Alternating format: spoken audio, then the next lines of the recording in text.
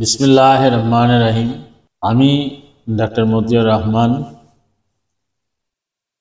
আজ থেকে ৪৪-৪৫ বছর পূর্বে অর্থাৎ ১৯৭৯ সালে ঢাকা মেডিকেল কলেজ থেকে MBBS সম্পন্ন করে সরকারি চাকরিতে যোগদান করি এবং দীর্ঘদিন অর্থাৎ ১৯৭৯ সালের পরবর্তী থেকে ২০১১ সাল পর্যন্ত সরকারি চাকরিতে বিভিন্ন পদে প্রতিষ্ঠিত ছিলাম।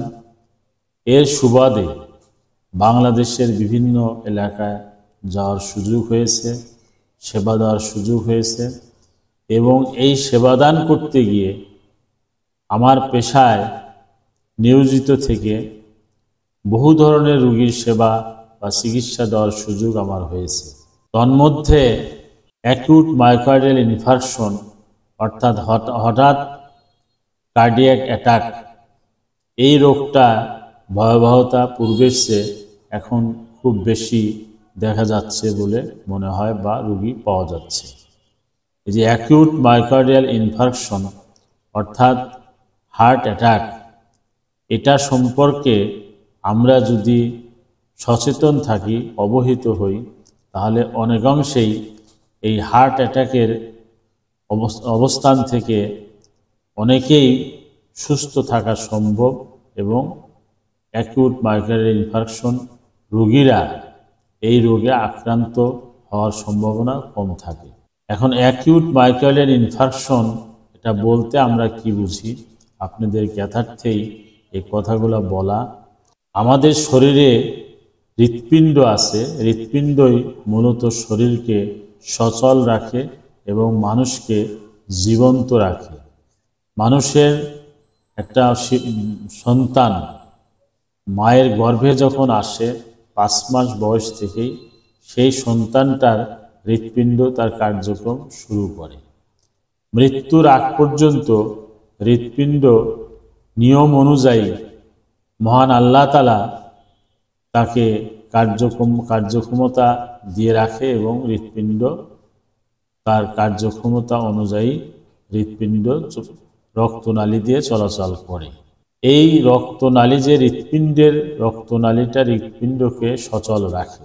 অ্যাকিউট মায়োকার্ডিয়াল ইনফার্কশন বলতে আমরা এটাই বুঝি যে হৃৎপিণ্ডের যে রক্তনালীগুলো আছে সেই রক্তনালী কোনো না কোনো কারণে যদি ব্লক হওয়ার প্রেক্ষিতে রক্ত চলাচল ওই হৃৎপিণ্ডের ওই নির্দিষ্ট জায়গায় যখন বন্ধ হয়ে যায়, তখন ওই অংশের হৃৎপিণ্ডের মাংসপেশি কাজ করে না এবং হৃৎপিণ্ডের যে স্পন্দন অর্থাৎ হৃৎপিণ্ড ওঠানামা করার দরুন যে রক্ত সঞ্চালন হয়, এই রক্ত সঞ্চালন তাৎক্ষণিক বন্ধ হয়ে যায় এবং মায়োকার্ডিয়াল ইনফার্কশন এই রোগটা সাধারণত দেখা যায়। এই রোগ যখনই একজন মানুষ হৃৎপিণ্ডের অ্যাকিউট মায়োকার্ডিয়াল ইনফার্কশনে আক্রান্ত হবে, তাৎক্ষণিকভাবে তার বুকে প্রচণ্ড ব্যথা অনুভব হবে এবং শরীর ঘেমে যাবে, ঠান্ডা হয়ে যাবে এবং কিছুক্ষণের মধ্যেই সে অচেতন অবস্থায় দাঁড়িয়ে থাকলেও পড়ে যাবে, বসে থাকলেও পড়ে যাবে। এবং আমরা সেই রোগীর পরীক্ষা নিরীক্ষা করলে দেখতে পারবো যে তার যে পালস, রক্তনালীর যে বিটগুলা হয়, সেই বিটগুলাকে আমরা সাধারণত চিহ্নিত করি সেই ব্যক্তির পালস দেখে। একটা স্বাভাবিক সুস্থ মানুষের পালস সাধারণত ৭৫ থেকে ৮০ এই পর্যায়ে হয়, কিন্তু মায়োকার্ডিয়াল ইনফার্কশন যদি কোনো সময় দেখা যায় তাহলে পালসগুলা অত্যাধিক ফিবল এবং পালস অনেক সময় কমে আসে বা একেবারেই থাকে না।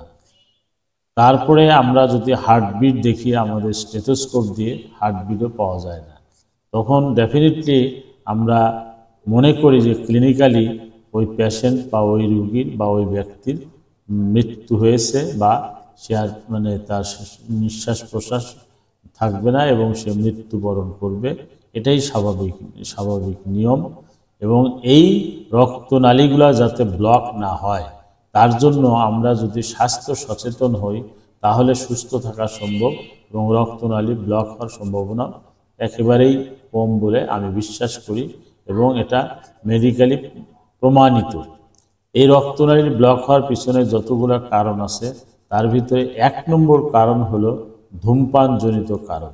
এই ধূমপানের কারণে রক্তনালীতে রক্ত চলাচল ব্যাহত হয়, রক্তনালীগুলো চিকন হয়ে যায় এবং রক্তনালীর ভিতরে ধূমপানের ভিতরে অর্থাৎ তামাকজাত দ্রব্য ভিতরে যে নিকোটিন থাকে সে নিকোটিন দিয়ে রক্তনালীর ভিতরে একটা আবরণ সৃষ্টি করে।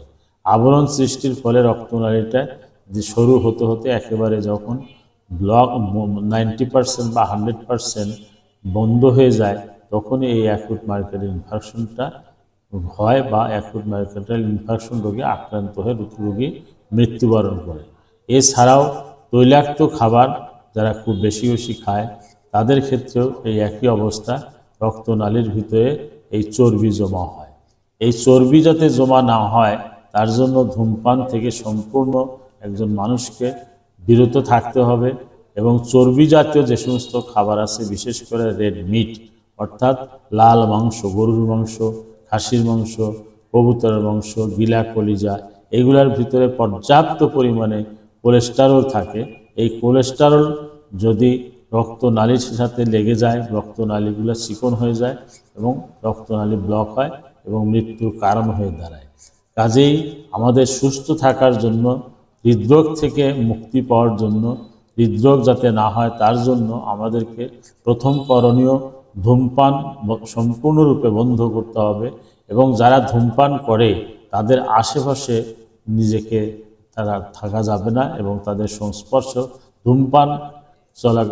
ধূমপান করাকালীন অবস্থায় তাদের আশেপাশে যাওয়া সম্পূর্ণ বন্ধ করে দিতে হবে এবং তৈলাক্ত বা চর্বিজাতীয় খাবার খাওয়া বন্ধ করতে হবে, অতিরিক্ত লবণ খাওয়া বন্ধ করতে হবে। এইভাবে যদি আমরা খাদ্যাভ্যাসটাকেও যদি নিজেদের নিয়ন্ত্রণে আনতে পারি এবং স্বাস্থ্য সম্পর্কে যদি আমরা সচেতন হই তাহলে এই ঘাতক ব্যাধি মায়োকার্ডিয়াল ইনফার্কশন, হার্ট অ্যাটাকজনিত কারণে প্রতিদিন যতগুলো রোগীর মৃত্যু হচ্ছে সেই মৃত্যুর ঝুঁকি থেকে আমরা অনেকেই নিরাপদ থাকব এবং ভালো থাকব। কাজে আপনাদের কাছে উদাত্ত আহ্বান যে আপনারা প্রতি 3 মাস অন্তর অন্তর রুটিন মোতাবেক রক্তটা পরীক্ষা করা এবং অন্যান্য পরীক্ষা যেগুলাতে হৃদরোগ আছে কিনা সেগুলো বোঝার উপায় আছে, ইসিজি, ইকোকার্ডিওগ্রাম এবং প্রয়োজন বোধে ইটিটি, এই সমস্ত পরীক্ষা নিরীক্ষা করলে প্রাথমিক পর্যায়ে বোঝা যাবে যে তার হৃৎপিণ্ডের কোনো অসুবিধা আছে কি না। যদি অসুবিধা থাকে তাৎক্ষণিক একজন হৃদরোগ বিশেষজ্ঞ ডাক্তারের পরামর্শ নিয়ে ওষুধও সেবন করতে হবে এবং তাকে নিয়মকানুন মেনে খাদ্যাভ্যাসটাকেও নিজের নিয়ন্ত্রণের ভিতরে আনতে হবে। কাজে আমরা যদি সুস্থ থাকতে চাই স্বাস্থ্য সচেতনতাই আমাদের সুস্থ রাখার একমাত্র চাবিকাঠি। পাশাপাশি যদি হয়েই যায় তাহলে একজন হৃদরোগ বিশেষজ্ঞ কার্ডিওলজিস্ট তার শরণাপন্ন হয়ে তার পরামর্শ মোতাবেক যদি আমরা চলি তাহলে হৃদরোগের ঝুঁকি থেকে, হৃদরোগে আক্রান্ত থেকে আমরা নিজেদেরকে মুক্ত রাখতে পারব। আর যদি হৃদরোগ হয়ে যায়, ব্লক হয়ে যায়, সেক্ষেত্রে আমাদের দেশ তথা গোটা বিশ্বেই যে চিকিৎসা পদ্ধতি প্রচলিত আছে সেই চিকিৎসা পদ্ধতি যে যদি ব্লক হয় 90% বা 80% তাহলে প্রয়োজনে স্টান্টিং পদ্ধতি অর্থাৎ রিং পরাইতে হয় এবং তার চেয়েও বেশি যদি 100% এবং কয়েকটা নালীতে যদি ব্লক থাকে তাহলে ওপেন হার্ট সার্জারি করা একান্ত প্রয়োজন। যদি তাকে বাঁচার চিন্তাভাবনা সে যদি করে বা তার আত্মীয় স্বজন যদি মনে করে যে চিকিৎসা করে আমরা তাকে সুস্থ রাখবো, তাই বাইপাস সার্জারি ছাড়া কোনো বিকল্প নাই। কাজেই চিকিৎসা করে সুস্থ থাকা আর সচেতন হয়ে প্রতিরোধমূলক ব্যবস্থা আমরা যদি জানি বা আমরা যে কথাগুলো আমি ইতিমধ্যে আপনাদের মাঝে বলার চেষ্টা করলাম যে স্বাস্থ্য সচেতন থাকতে হবে, খাদ্যাভ্যাস পরিবর্তন করতে হবে, তৈলাক্ত কোনো খাবার খাওয়া যাবে না, চিনি জাতীয় কোনো খাবার খাওয়া যাবে না এবং রেড মিট অর্থাৎ লাল মাংস, গরুর মাংস, খাসির মাংস, কবুতরের মাংস, গিলা কলিজা এগুলো খাওয়া থেকে নিজেদেরকে বিরত রাখতে হবে। তাহলে আমরা কিন্তু সুস্থ থাকব।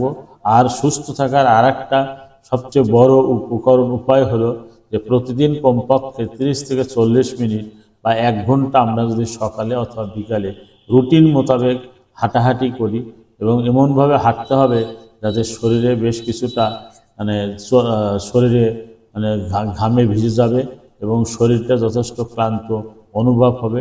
এইভাবে যদি আমরা নিয়ম মাফিক সকালে অথবা বিকালে যদি হাঁটি, তাহলে হৃদরোগের ঝুঁকি থেকে আমরা অবশ্যই মুক্ত থাকতে পারবো।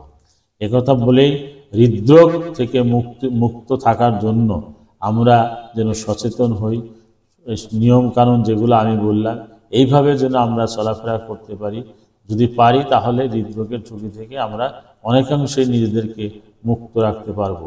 একথা বলেই হৃদরোগ যাতে না হয় তার জন্য আপনাদের প্রতি আহ্বান রেখে স্বাস্থ্য সচেতনভাবে চলার উপদেশ দিয়ে আজকের মতো হৃদরোগের উপরে যে বক্তব্য বা যে উপদেশগুলো আমি দিলাম, এইগুলো আপনারা সবাই মেনে চলবেন, এতটুকু বলে আপনাদের সবাইকে আন্তরিকভাবে ধন্যবাদ জানিয়ে আমি আজকের মতো এই হৃদরোগের বিষয়ের উপরে যে আলোচনা করলাম তার সমাপ্তি ঘোষণা।